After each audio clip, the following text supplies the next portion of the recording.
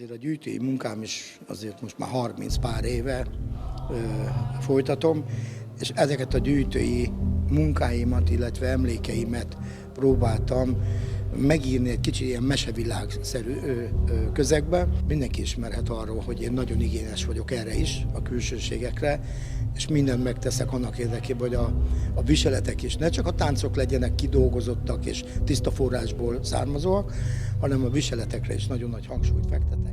A műsor első részében egy önálló produkcióval is megjelenek, illetve a tánckart próbálom segíteni az énekek előadásában. Nyilván nekik sokkal nehezebb dolguk van táncolás közben, hangos zene mellé még énekelni is, tehát ebben próbálom őket segíteni, illetve mivel ugye ez egy advent közeli előadás, már így természetesen karácsonyi dalokkal is próbálom színesíteni ezt a műsort. Azt látjuk, hogy egy nagyon jól fölkészült együttessel van dolgunk, a gyerekek és a felnőttek is mindent beleadnak annak érdekében, hogy egy valóban nagyon komoly produkció jöjjön létre a színpadon, és öröm egy ilyen műsorban részt venni.